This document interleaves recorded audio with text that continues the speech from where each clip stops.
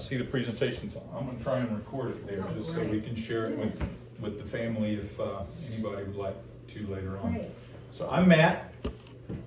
I'm Richard's son. I'm Eunice's grandson, Luther's great grandson. So I'm happy to be here and happy to share some of this information that I've known for a little while, and that I've been told that grandmother Lenore, I've been calling her Willie. I don't know how the family normally referred to Lenore.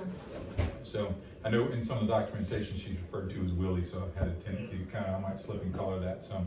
So I know Gerald said that he felt some of this information was sensitive and he didn't want it necessarily to be known publicly, and I understand in retrospect because it's some sensitive stuff in here, and you know, that generation, they were a little closer to it than us, but it's time, it's public information. You can find this, a lot of it online now. So some of it I think will be lighthearted and fun, and some of it is about as dark and scary as you can get it. So I titled my presentation Moyers and Hardwicks, some stories from the past that our grandparents didn't think we should know. So the Myers family can continue to distance itself from this because this happened to the Moyers family and the Hardwick family, right? Would you do me a favor? Yes. Would you pull that shade down? Yes, does it just pull right down? I got it. It's a change over. A chain over here.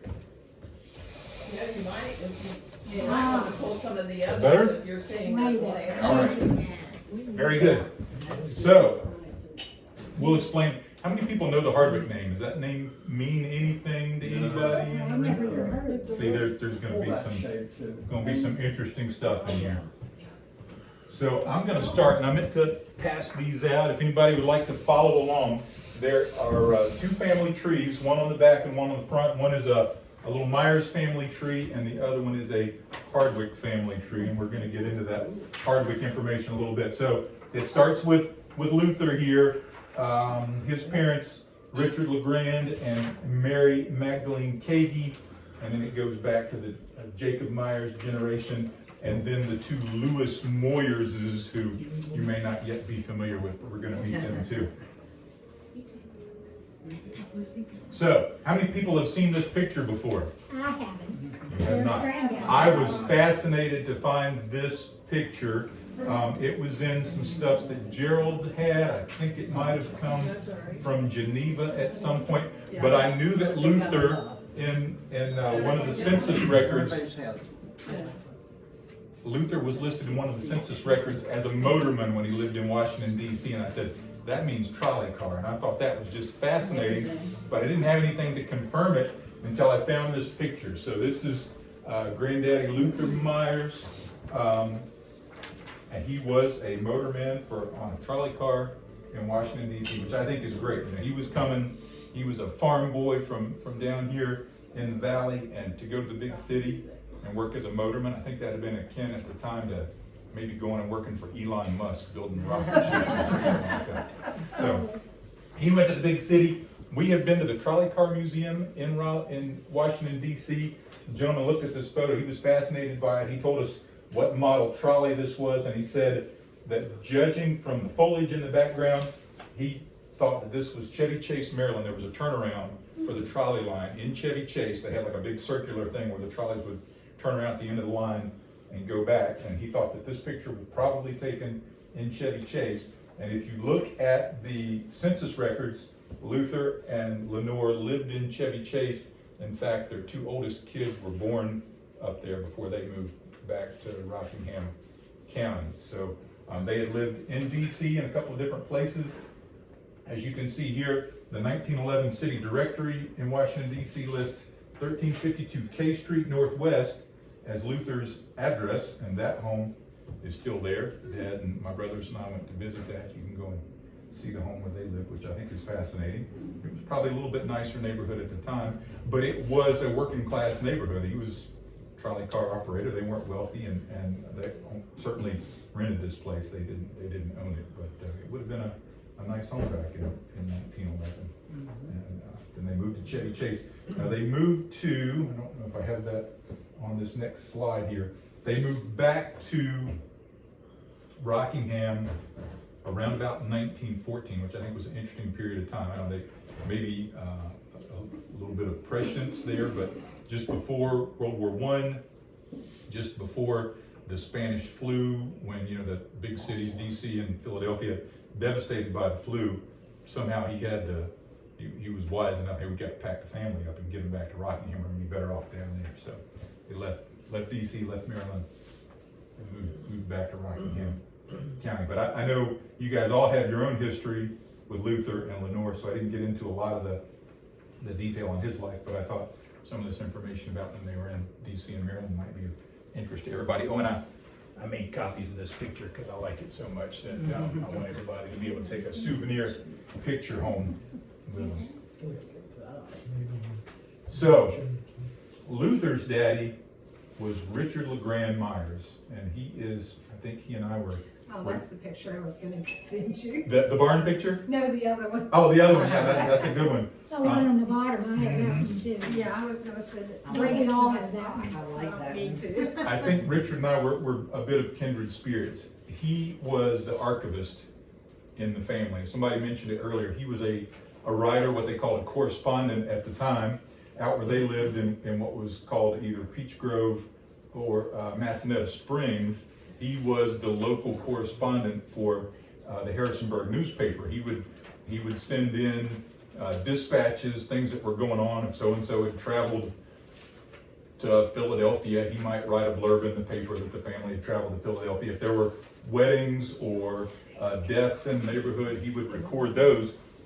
And he kept clippings of all of that information, so all the little dispatches that he put in the paper. And I welcome you guys to look at this when you have a minute.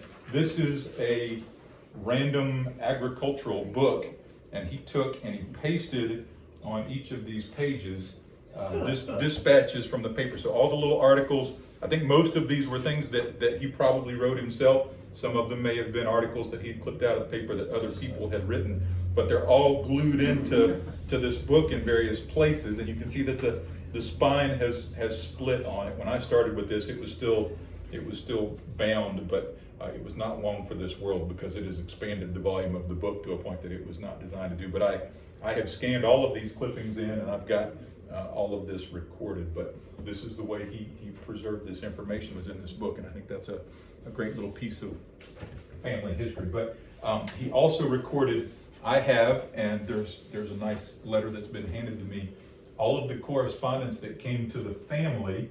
Some of it dates back to Richard's father, things that had been written to the family in Richard's father Jacob's time, and a lot of stuff that were written to Richard or to his sisters. Almost any piece of mail that came to the farm there in Massanutten Springs, he would save that stuff. So we've got all this great documentation. Most of it's still in the original envelope, so it says who it was addressed to, and I've not even been through all of it because I've got a box of this stuff that has come to me. Some of it I've scanned in and preserved, and some of it I still have to go through. But there's a lot of detective work that goes into these letters because it will be addressed to dear cousin, and then it will be signed by, I was going through two letters this week that are just signed Buck. And so I have to go through, and they're talking about various people that they know and this subject and that, and there's detective work. Do I have a Buck in the family tree? And I've got to go back to my family tree and try and find Buck, or find, they'll reference Miss Sally. I've got to go back and find Miss Sally in the family tree, and I know what year they're talking about, so Miss Sally would maybe had to have been this age because she's getting married. And so I've got it, there's a lot of detective work that goes into these things. But we've got all this information, it's been saved, it's been great. I've got some other things of Richard's that I'd like for everybody to see. This is an interesting document. This is his handwriting, and I brought this kind of as an example of the kind of things that he did. He had a cousin. Richard was married. I'm getting this around. He was married to a Kagi. His mother was a Grubb, and you'll see this in a moment. Jacob was married to two sisters who were Grubbs. They'd come from Page County. But this was a cousin, Thomas Grubbs. Thomas Grubbs packed up the family and moved them to Missouri.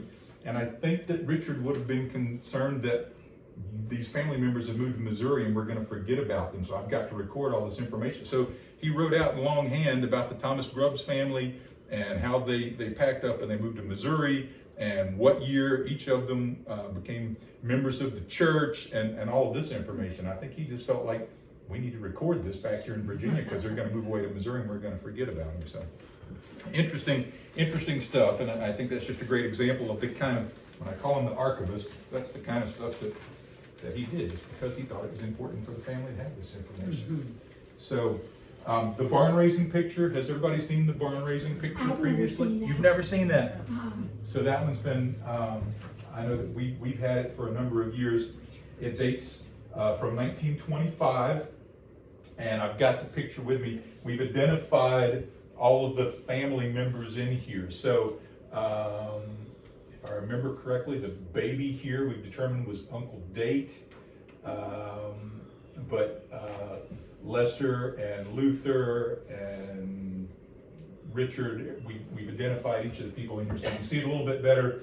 I've got the actual photograph, and I think I can pull up the bigger version of this on the computer so you can see it. But this is this same barn that's in this picture. This is the farm property. I hope everybody has had a chance to see it over the years. Out on Moyers Road, what's now the Rockingham Hospital property where they expanded. They tore down the barn. I thought the house was still here. Last time I was out there, I think they were involved in construction. The house was still here. They had torn down the barn. But Dad said he thinks that the house is gone now. I think it's over.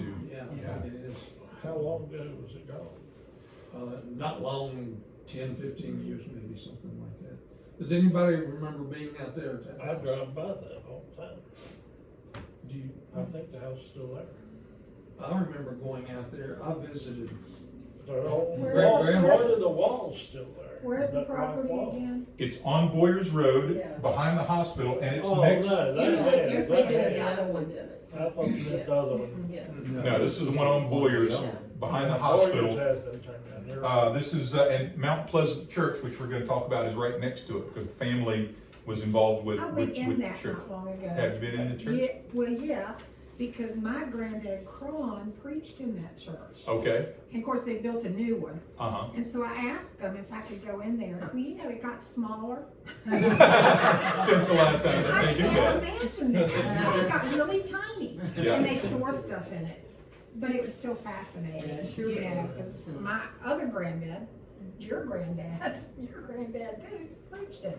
Yeah, So this property at Massanutten Springs is also right across from the camp. I don't know what they call the camp out there, Massanutten Camp. Massanutten Camp. Was when I went there. So they were involved out there over the years. We've got some documentation that Richard was kind of a caretaker out there, that he helped with the orchards and things on the property back in the day. And interestingly, my nephew is at camp there this week, which is, it's kind of come full circle from Durham, North Carolina. He happens to be at camp out in Massanutten Springs this week. So that's kind of neat. This picture is well dated. It's written down here, February 25th, 1930. This was Richard LeGrand's birthday. So this is Richard and Maggie Kagi here in the front. 1930 February. He died like 2 months later, I think May of 1930. So I think this was one of those situations. Dad's in poor health. We need to get the whole family together and have a big celebration for his birthday this year. So, Yeah, but Dad, you let us know when you're going to go. We'll do the same thing for you. Right there, that same spot? Well, sure. You want to go back to the same? We'd be close to the hospital that way, just in case. here, I have this picture. What I want to know, does anybody know, who is the tallest girl with the big baloney curls coming down? The tallest girl. No, there, sitting. She's right Oh, there. right here? Yeah, well, there's my mother, I think. Yeah. Yeah, but I don't know That's who Maria, I that think. is. Oh, that girl.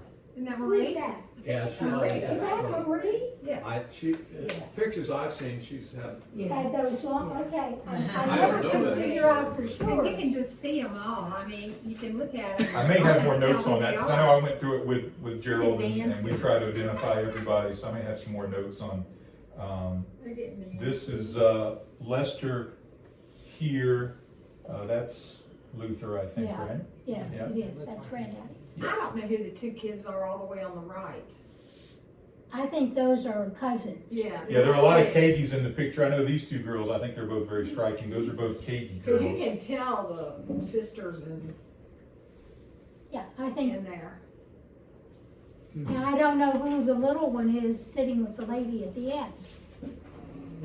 Who is that at the end? Her? Yeah. And that was 30, so it wasn't.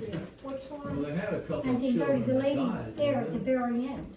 Oh, that looks like Aunt Fanny. Yeah, it could. Is that Aunt I would Fanny? guess. Well, it looks like her. I don't know, I can't remember, I just remember it was I'm quite scared there. of her. Oh, I liked Aunt Fanny. I've got some other No, I pictures was and things that we scared can of pull up that. on the family tree and take a look at them. All right, I'm gonna move on. So, Richard's wife was a Kagan. Her name was Mary Magdalene Kagan. And I put this up here. A lot of times the ladies in the family, we kind of gloss over them because the census records always refer to the gentlemen. They were the ones that were outside the house doing manly work and fighting in the military things and How did getting. you find that? This, I think, is an amazing story, so I wanted to share it. So I have all of the pictures that I had of Maggie were older, like that family picture and things. She was older, kind of a heavy-set woman, as you can imagine. She's had multiple kids and that sort of thing. This picture was posted onto a Facebook group, and I instantly recognized the name, and I looked at the face, and I said, that's my great-grandmother, great-great-grandmother. Amazing. It is amazing. I don't know how it happened, but I think it's the most beautiful portrait, and I'm so happy to have it. We didn't have one of her that age, and so you gotta wonder, I'm looking at you people, I don't think any of you put her picture in a box and sold it at an estate sale or anything. Probably, some member, distant Kagi cousin or something died, it was in their estate, nobody recognized her. And it just went in the rest of the stuff with the estate and ended up in this antique store in Williamsburg. But I recognized it, I contacted this guy that had it. It's my great-great-grandmother. Well, I want the family to have it back. Wow. There it is. We were there, Good story. I think we went with you. Yeah, we went to pick it up. I like that she has a light colored outfit on, Yeah. dress or whatever, because usually way back in the day, they always had this black and brown and gray Right, and stuff. yeah. How old do you Beautiful think she lady. is there, did you know? Did you figure? I would guess that this is prior to their marriage, she's Yeah, won't be there. 19 maybe, something like that. Hey ladies, puff sleeves are coming back. You can see a lot I of actually remember meeting her. Dorothy's face in her face. Yeah, yeah. She was Really a lot, Valerie. the mouth and the nose. Oh, she's On my not- deathbed. she's Dorothy. She was in bedridden. But So- I was taken into meter one time. I was about 4 or 5 years old. If you can get me a digitized copy of that, I can share I'd that like with you. to I can do share a that full with you. ride. The story, too. the story mom said that during the Civil War, she was like 12 years old, and these Union soldiers came up to the house looking for food and animals. The men had taken them to the woods and hidden them, and they gave the Union soldiers some food, I think, when they left. So that's my connection to the Civil War. Richard went to see her. Oh, well. Wow. She was, yeah, thank you. She was in real bad health when I met her. She was in bed and didn't talk. Pays to have older cousins. The thing I remember, like I said, I was 4 or 5, and she evidently had arthritis, and she had one of these little toys where you squeeze 2 sticks together. There was a string with a monkey on the end. Oh, yeah, I remember And those. I remember going in there and taking that and playing with it. They took it away from me because it was hers. Wouldn't let me play with it.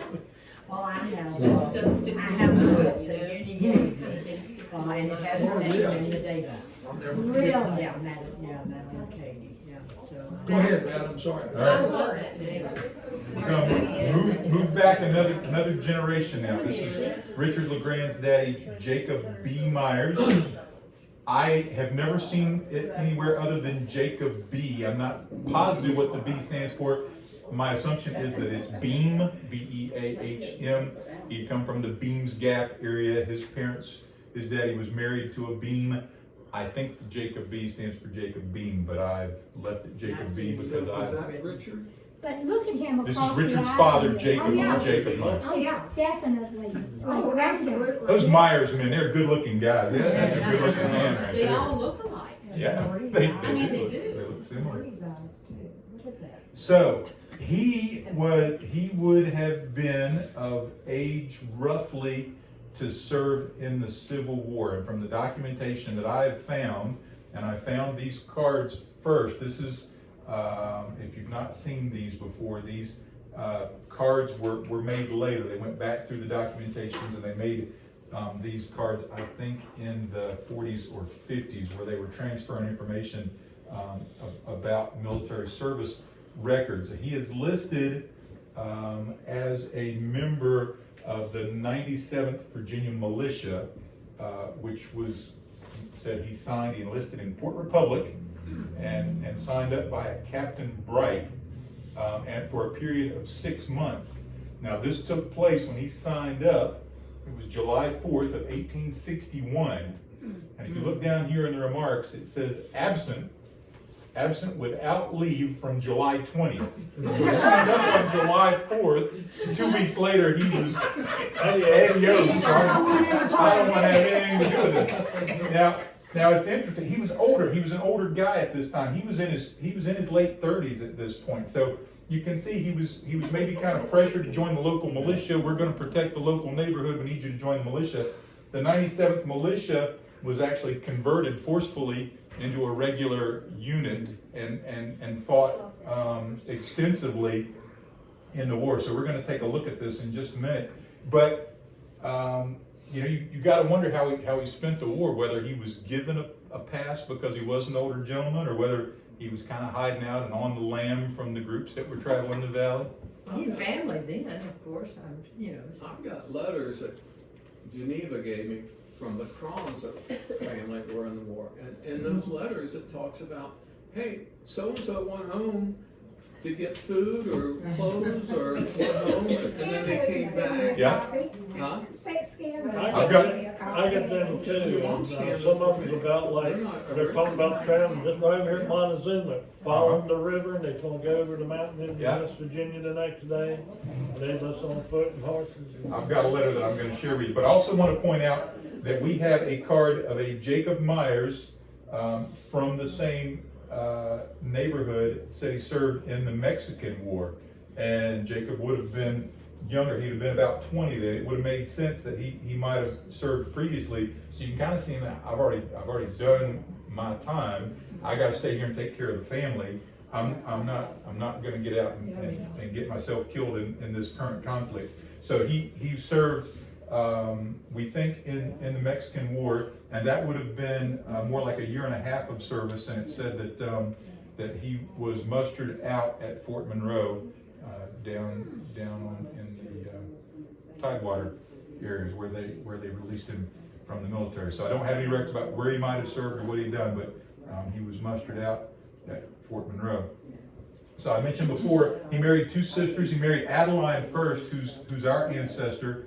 She died young. She died in her 30s, and he married her younger sister Nancy after that. So they were very close to the Grubbs family. The Grubbs, the Beams, what were at that point the Moyers, all lived in the Beams Gap area, right up outside of Luray. We're going to talk a little bit more about that. But Jacob was the one that packed up, bought the farm in Massanutten Springs, and moved the family over to Rockingham County, long about this time prior to the Civil War.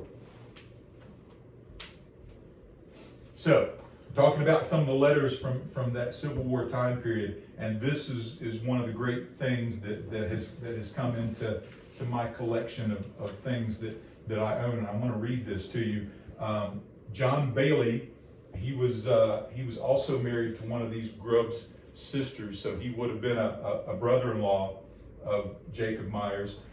They were both in that militia group at the same time, and John had come to Massanutten Springs and had been staying with them, and had to return home quickly to Page County, where he still lived. And I think it's really interesting, a description of how they were getting around at that point and what was going on in the war. So this is dated May 10th, 1864, Hope Mills, Page County, Virginia.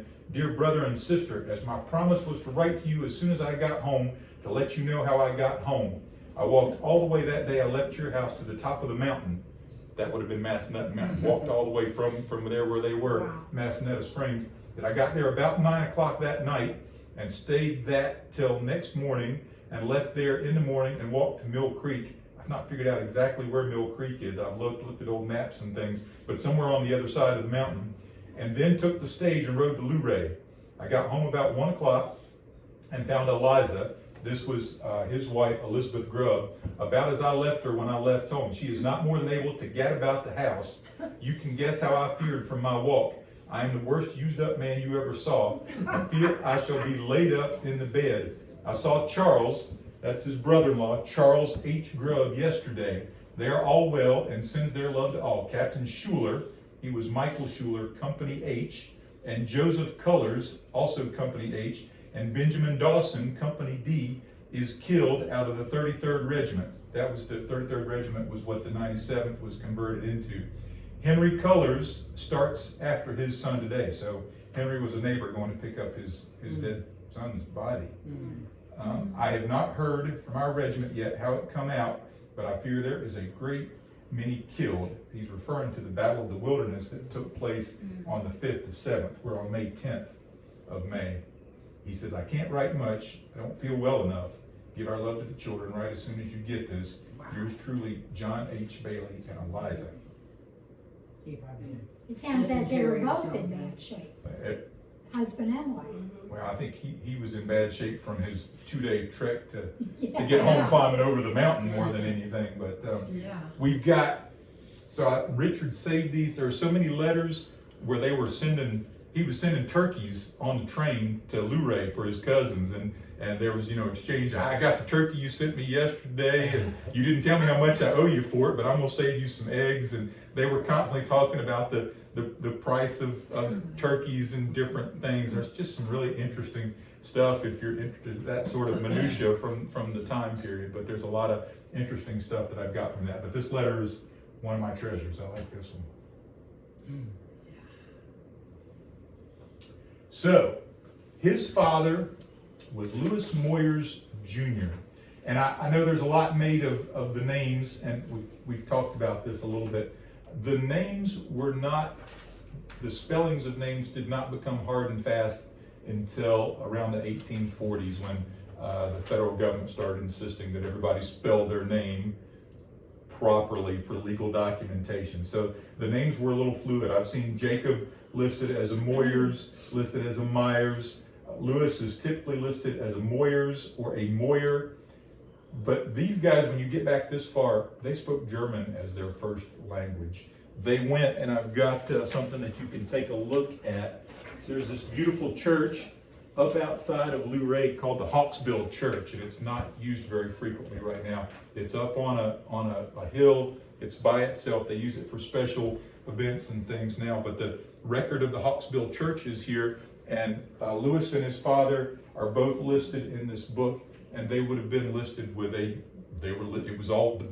records were all written in German. Hawksbill was one of the last Lutheran churches in the area to resist using the English language. They insisted everything had to be preached and recorded in German because that's the way our parents did it. So they were all listed as Mayers and M-A-I-E-R in most of those records. So don't get too caught up in the names because they weren't especially caught up in the names. It was, it was mostly verbal. A lot of these guys that they couldn't read or write, and they would, whoever was taking down the records, they pronounced their name, and however it sounded, that was the way it got recorded. So when you're looking at the census records, any legal documents from this time, you've got to really get creative sometimes in looking for these things because the names can be recorded in lots of different ways. But Lewis Moyers was typically listed as a Moyers, and I think he was the one, some of the later documentation, he's listed as Myers, and then his son Jacob was mostly listed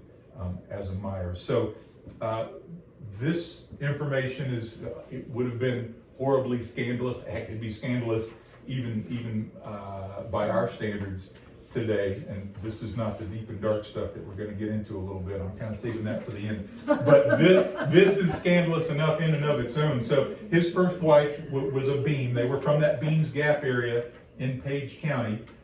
She died younger, and she's buried in a Beam family cemetery just below Beam's Gap, up on top of a hill with a little wrought iron fence. It's a beautiful spot if you get a chance to go and visit. We've been out there. But they had 4 boys, including Jacob. His second wife, he married a lady named Mary Wright Keebler. It was her second marriage as well, and she was much younger than he was. Apparently in 1850, she decided the grass was greener down the road with another farmer, and she moved onto the property of a gentleman named John A. Pond. I don't know if you know any members of the Pond family, but this guy was not a nice guy. He apparently had multiple ladies living on his farm with him from the documentation that I've seen. In 1855, Lewis filed for divorce from his wife, and it was just like a modern day divorce trial might be. They had the neighbors come in and testify. They had multiple neighbors that came in and testified that they knew that his wife had been living on this farm for multiple years, that she had a child 10 months after leaving Lewis Moyers, and there was a neighbor that testified that he had seen her and Mr. Pond in flagrante delicto, I think is the legal term for it. And they asked him, "Are you aware of any sort of sexual relationship?" And he said, "I have seen them engage in a sexual relationship." So it was an ugly trial, and I'm certain, whatever Lewis, I don't think he ended up paying a lot of alimony in that case, if that's what they called it back then. She was getting support from other places apparently at that point, but he wanted, exactly right, he wanted to be rid of that relationship, and it was the trial definitely went his way. But don't have a lot of documentation about Lewis other than census records where he generally stayed. We've also visited his grave. He's buried in a, I don't know if I've got that here. It's a Myers something or other named cemetery. It's up in the New Market area. One of his other sons had moved over to the New Market area, and Lewis is buried over there with what would have been a great uncle of ours. And it's an interesting cemetery. We went up there we've been up there a couple of times. One time it was really badly overgrown, and the next time somebody had come in with a big piece of equipment and literally ripped out trees and vines and things, and the cemetery was a real mess. There were like brass buckles from apparently caskets and things that had been turned up by the roots. There were bones laying out. It was ugly. Did you take As a pictures? cemetery guy, I did take some pictures. It's on private property. There's really nothing that can be done about that. And there used to be a really nice, I've seen pictures of it, a really nice stone marker for Lewis Moyers, and it's not there now. I don't know what's happened to it. There are a lot of markers in the cemetery, but Lewis's marker is missing now, so I don't have pictures of that. But I think if you go on findagrave.com, there's a picture of Lewis's marker in that cemetery. So his father was also a Lewis Moyers, and he would have been the man that moved the Myers family down to Virginia from Pennsylvania. And there were multiple census records where they are listed as living at Isabella Furnace. So I don't know this area. The iron making industry kind of started in this country in Pennsylvania, from what I understand, and this area in the Shenandoah Valley became an area of iron production, and they moved down a lot of these German immigrant settlers to work in the iron works. And these guys are listed for more than 10 years, because there's multiple census records when they're listed as living at Isabella Furnace. And this is something that the furnace production is fairly well documented, and these guys are listed as workers there. This is an interesting, the furnace site is still there. It's across Hawksbill Creek from downtown Luray, and from what I read just recently, there's a nice Hawksbill Greenway that they've built following the creek, and I don't know if it's built yet, but they had funded money to build a bridge across the creek to go specifically to Isabella Furnace. The town of Luray owns the furnace property now. There's still some stone buildings and things up there, and they wanted to turn that into kind of a historic park. And so we have relatives that would have worked there. So that's pretty neat. All right, we're going to take a look, and I expect there to be questions. We're going to look at the other side of the family now. So we're going to back up, We're gonna talk about, yes. Excuse me, that's as far back as we go on Moyers. That's Myers. really as far back as I go.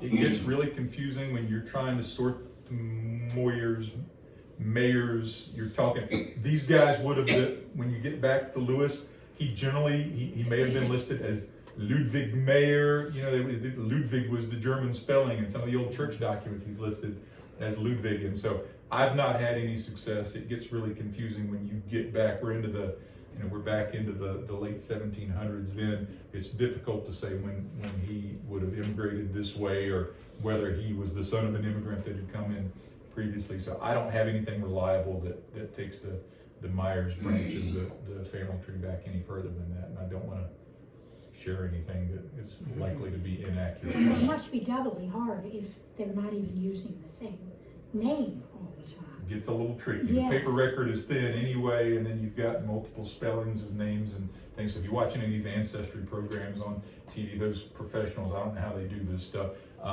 We can talk a little bit about the DNA. There's some, the DNA is helping people to piece together a lot of these things, and we've done some DNA testing, and I think in the future it may help us get back further and verify some of these relationships, but a little tough right now.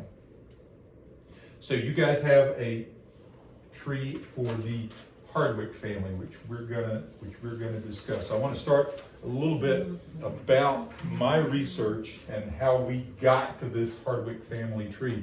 So when I started researching the family in 2005, I didn't know much about grandmother Lenora's background, and apparently that was intentional. She didn't necessarily want anybody to know much about her family history. She is listed in her marriage record as Lenora Forbes, and that was the name that I had at that point, was Forbes. And I spent hours, and over years, I spent hours researching Forbes family. She's listed in the marriage record as being from Charleston, Kanawha County, what would have been Virginia prior to the Civil War, and became West Virginia after the Civil War. I spent looking at all the Forbeses in Western Virginia and West Virginia, and trying to find any family that had at the time I was told that her name was Marcia Francis. The marriage record has her listed as Francis E. Williams, and I looked high and low and I couldn't find anything reliable. I spent years doing this, and I got so frustrated with it that I actually hired a professional genealogist. I said, you've got to find this Forbes family for us, because this is driving me crazy. And I spent money at the time, as I recall, I think it was about $500 that I spent this professional genealogist. They had this nice printed thing that they sent me back, and essentially said, yeah, your research is pretty solid. It could be these Forbeses over here, or these Forbeses over here, but we don't have anything new, nothing reliable to share with you. And I was so frustrated by this. And there was another family reunion. There's another Myers, different branch of the Myers family. I've got to know Tom Myers. We were at Tom Myers' family reunion, and Gerald came along. Gerald got to know cousin Tom. Cousin Tom's a second cousin, and we got invited to one of their family reunions. And I had this information. I was sharing it to Gerald, and you guys know Gerald. When I told him I'd spent real money trying to figure out this problem, I couldn't believe it. not only could he not believe it, but I think he genuinely felt pity for me that I had spent this $500 and didn't have anything to show for it. And he told me at that point, he said, I think the Hardwick family, Hardwick or Hardwich, might be important. So he had this detail, and he hadn't shared it with me. And he shared it with me at that point, and I said, Hardwick. And I went, and in my research, I started plugging in this Hardwick name with Lenora, and what I had Forbes, and I immediately found this Hardwick family right in downtown Charleston, West Virginia, right where they were supposed to be, and the information started to fall in place, and I said, this is definitely our grandmother here. So if we look back at this, and I've got her, Willana is the middle name that I've seen, and she did go by Willie in some of the documentation. The birth date fit, that was the same birth date that she had recorded, 8 November 1889, so that helped me piece this together too. I don't know why that's beaten. There's something loose here. But she had, we're gonna get into this a little bit more. Let me go ahead and flip over this so you can see the family tree there a little bit. This is, you may have seen this picture. I think this was a portrait that was hanging on the wall in the house. This is Luther's on the other side of this picture, but this is the earliest picture I have of Lenora, and so plug that in here. Her mother is listed as Frances Williams in her marriage record. Frances E. Williams is the way she's listed in her marriage record. Her mother died when Lenore was 3 years old. Her father remarried quickly. We'll talk about his second wife a little bit here in a bit. But she apparently had a pretty rough childhood. And one thing as we get into some of these gory details, I want to keep in mind, from everybody's stories that I've heard, she was a great, solid lady, a great wife and mother and grandmother, and some of the things that she's apparently overcome to get to that point. It was pretty amazing. So, you know, I kind of think of this presentation as a celebration of Grandmother Lenore and everything that she overcome to get to the point that she was. So her mother died when she was 3. She had 3 older sisters, and after her father remarried, he had some issues. She was, and this was part of the family story that we've been told, she'd been sent to live with an uncle. The uncle's name was Richard Hardwick. He and his wife Mary, they had a couple of kids of their own. Apparently all 4 of these girls were sent to live with Richard and his wife. They also lived there in Charleston, so don't know what was going on in the home, but Lenora's daddy was with his second wife. They ended up having a couple of kids together. I don't know whether it was a work situation or whatever, but he sent them away to live with this uncle. And from the records that I've got, and we'll get into this a little bit, I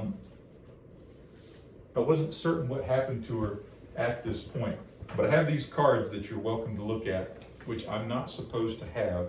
These cards are from the Davis Home for Children in Charleston, West Virginia. They are supposed to be Redacted. It's supposed to be private information that's not available. They don't give this information out to folks. But we have another cousin. I'm going to talk about him a little bit. His name is he's a Legg, L-E-G-G, and he's a minister. He's a man of the cloth.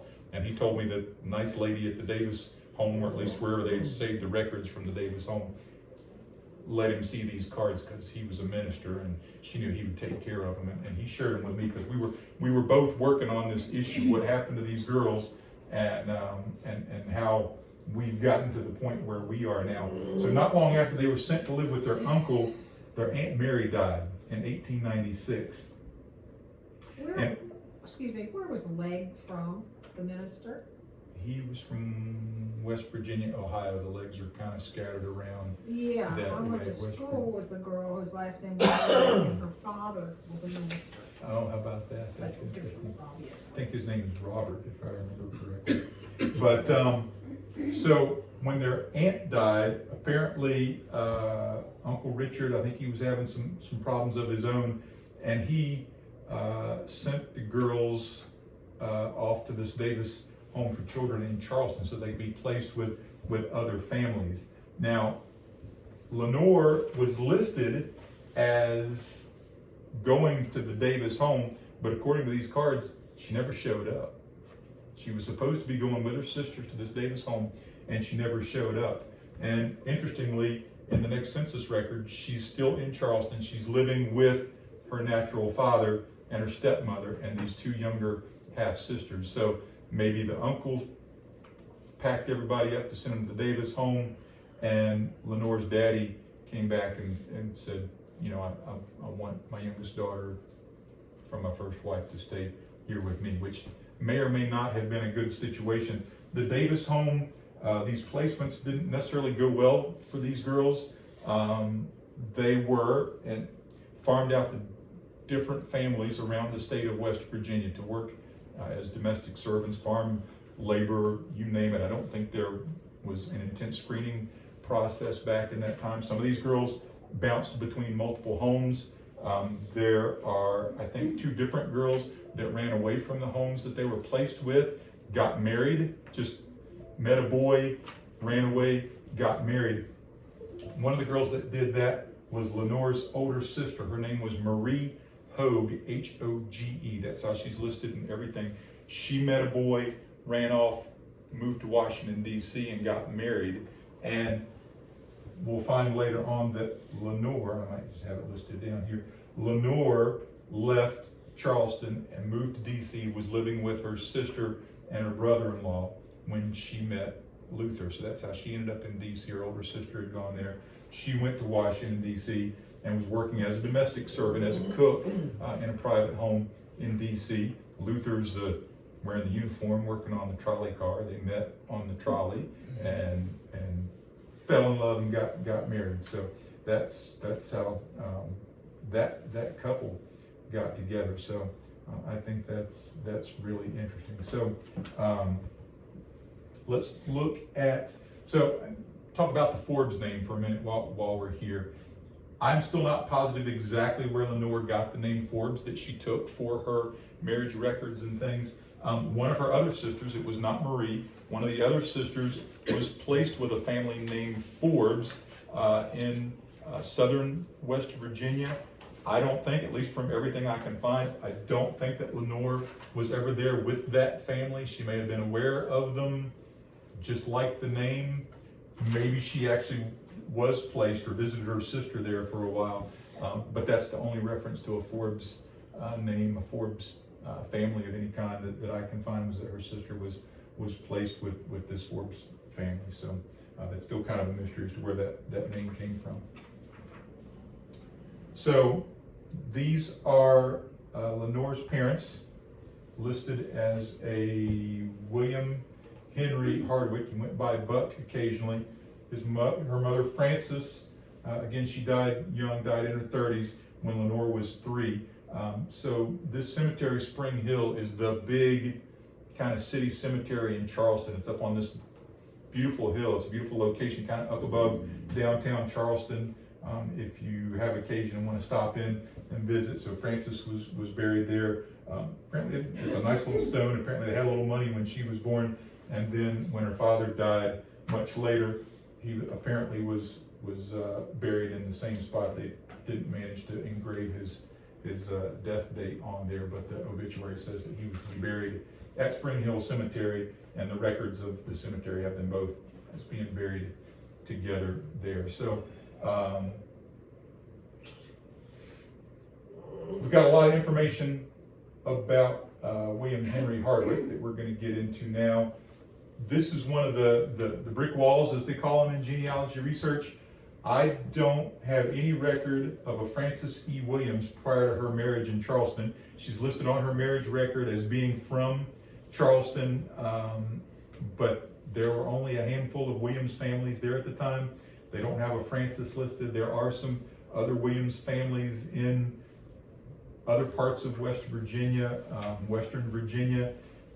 The names don't seem to match up perfectly. I've tried Marcia Francis and Francis E. and all sorts of different things. I can't find any records of her. So there's if you're looking at the family tree there, you'll see the Hardwicks, and I don't have any Williamses prior to that. There's just not a lot of information about her. She didn't live long, and apparently she didn't pass a lot of information to her daughters. I'm not positive where she came from. So that's one of the things I'm hoping that DNA can help us solve are some of these mysteries like this. And I think we're getting close to some of those answers. All right, so the next slide is we're going to talk about the gruesome details of William Henry Hardwick. And I will say too that this research has been a little bit difficult. He also had a first cousin named William. He's listed in census records as William B. Hardwick. William B. Hardwick also went by Buck, and he is in the newspaper even more than our ancestor, William Henry Hardwick. Buck was the notorious drunk in downtown Charleston, West Virginia. one of the newspaper articles that I read about him, and for the longest time I had a hard time differentiating him, but the other Buck Hardwick was in the paper so much in the 30s after this William Hardwick was died that I finally figured out that this Buck is not the same Buck Hardwick. The other Buck Hardwick was in the paper. At one point they said he had been arrested for public drunkenness 21 times in the previous month. They said he's such an amiable drunk that the constables would see him on the street and they would say, "Buck, report to the sergeant," and he would walk himself to the police station and present him. Exactly right. It's like a Mayberry kind of story. That he would present himself to, and he'd spend the night in the hoosegow, and they would let it, but he would get fined $5 every time he got arrested for public drunkenness. So I'm certain it was costing him quite a bit of money at the time. But there's another article where the judge literally invited him to go to Tabernacle with him. He says, "Buck, I can't keep seeing you like this. You're coming to church with me tomorrow night." Took him in and like gave him a pass, like, "I won't put you in jail for, if you'll come to church with me tomorrow night, I won't put you in jail for the next week." So that was the good William Hardwick. We're going to talk about our William Hardwick now. This is maybe one of the worst guys in the history of the world. So I found out early on that our William Hardwick had gone to prison. He's listed in the 1910 census as being a resident of Moundsville State Penitentiary in Moundsville, West Virginia. So I knew he was there. I had a card that listed a case number, William H. Hardwick, actually he's listed as W.H. Hardwick most of the time. W.H. Hardwick versus State of West Virginia. So I knew there was this crime, but I wasn't certain what he had done. And at the time I thought he was this notorious drunk. And I'm thinking, maybe it's something kind of interesting. You know, he got in a bar fight and stabbed a guy. I was hoping for something like that. And he couldn't have imagined what it actually turned out to be. This particular article, I think I've got multiple articles about the crime and his punishment. And Now we know what my happened to grandmother him would later. never talk about him. This was the information that grandmother Lenore wanted to distance herself from. Her father attacked a girl at the age of she was 10 years old. He attacked her. She's listed as being at least slightly mentally handicapped at the time. She was 10 years old. They lived in the Hill Hollow neighborhood, which was right next to the West Virginia State Capitol. It was a working class neighborhood. We'll talk a little bit about William's daddy. William's daddy worked for the Diamond Ice and Coal Company, which was on Bullitt Street. They lived on Bullitt Street for a while. It's a working class neighborhood of businesses and apartments and things. But it says that this crime took place, that it was premeditated in this too. He literally had, it's the icky stuff that you hear about. He had candy and a doll, and he was prepared for this young girl, and he lured her in, and he took her behind the government, the Capitol Annex building, where he attacked her, and it's terrible. She was found by a lady and taken her back. But apparently, so William Henry was a carpenter by trade. The family story that I heard was that maybe he was an architect, or it had something to do with construction of the West Virginia State Capitol. And if you know, there were multiple West Virginia State Capitols. One burned down, they rebuilt it. I think they're on their 4th state capitol down there right now. But it is entirely probable, based on where he lived, that he was involved in the construction of the West Virginia State Capitol. He literally lived right next door to it. And he probably worked on that. Maybe he was a foreman or something like that on that project. He was definitely not an architect. He's listed in all the census records as being a carpenter, and he's described in these articles as being a carpenter. But he held this girl at gunpoint and he attacked her, and it was ugly. So the interesting thing is, they wouldn't do this today. This young lady's name is listed in this article. Oh, they never do that. No, you would never do that day, but you got the genealogy records. I've followed this little girl to see what happened to her. She spent most of her life in a state hospital, like a mental hospital. Died in her 60s. And this was the seminal moment of her life, probably. So, this is, I don't know if you want me to read all the gory details of this. I've got the article and you're welcome to read it. She identified, they had multiple neighbors that said they had seen him in the neighborhood that night. She identified William Hardwick. He had been working for the family like the previous week. He had done some carpentry work for the family, so he knew the family, knew this little girl, and apparently planned this. Her grandmother Lenore was living in the house with them at the time this happened. So, you know, it's hard to say what she and her sisters were experiencing in the household at this time, but he was not a good guy. And what happened? Did he get life in prison? Was He did, yeah. We're gonna look at that next. So this article, Hardwick must hang. He was found guilty of rape by a jury, and they sent him to again, Moundsville was the big state prison at the time.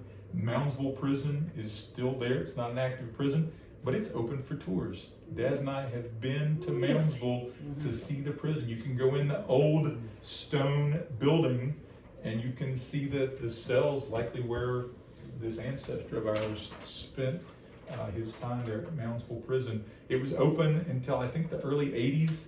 There's a newer, more modern building there. I think they had an electric chair. You can go see where they had the electric chair at Moundsville prison. Back at this time, death by hanging was the way this was done, and he was scheduled to be hung. So this is 1902. April was when he was arrested, and July is when he's found guilty, and he's sentenced to be hung in October of that year. So there was none of this.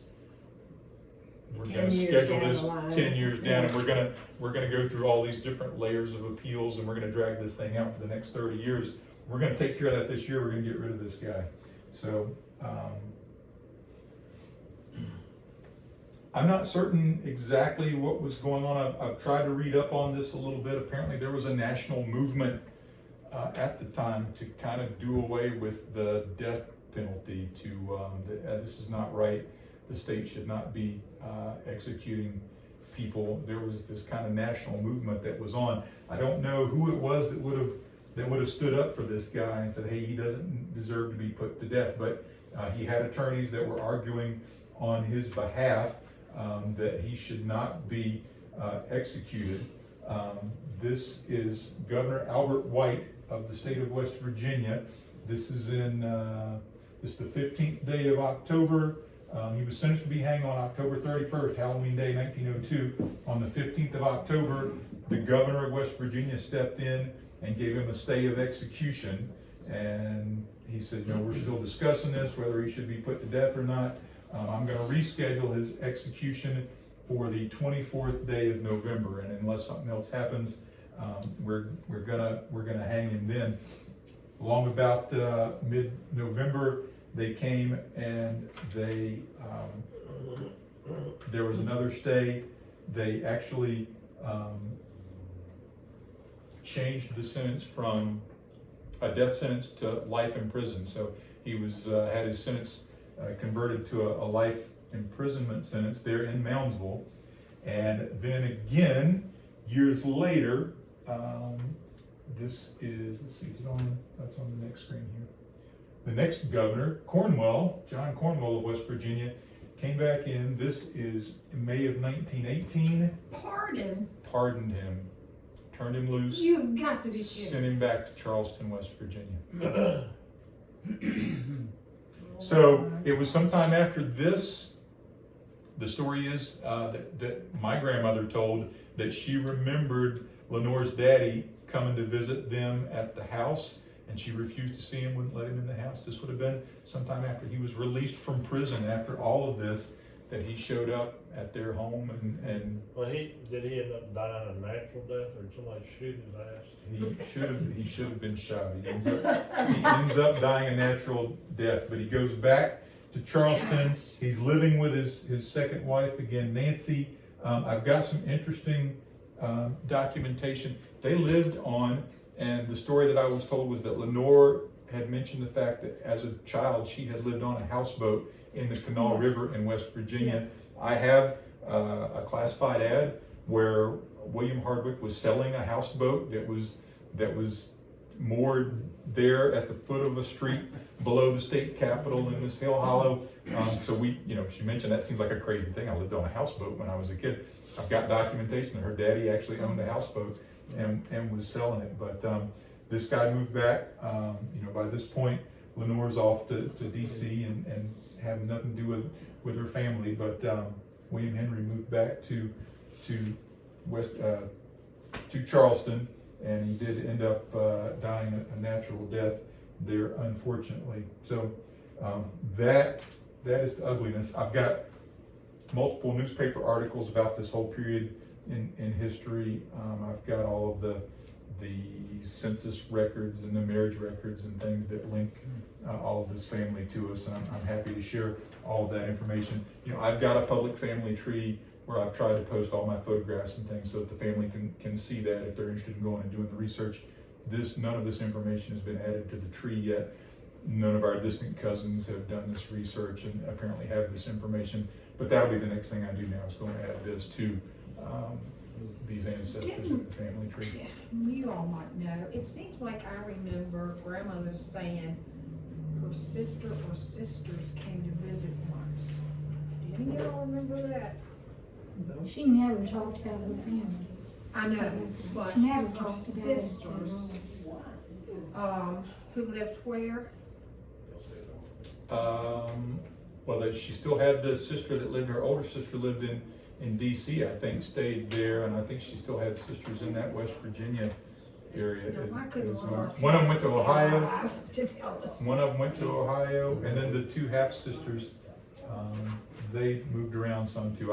I've followed all of them. I'd have to go back and look at my information. How many sisters did she claim, or did she ever say? She was the youngest of 4 sisters, And she and then she claimed had the 2 half sisters. I don't know what she She said. claimed it. Did she say she had it? But I just vaguely remember Mom or Nancy saying something about they stopped by to see her in Bridgewater at that house. Yeah. I hadn't heard I that. think Eunice or Gerald one told me that she had 6 or 7 sisters, and it seemed to fit the information Yeah, right. that I found here. So this is an interesting aside. William Henry's second wife that Lenore would have grown up with, her name was Nancy Birch. She also apparently was not a great stand-up lady. She worked for 10 years as a cleaning lady at the post office in downtown Charleston.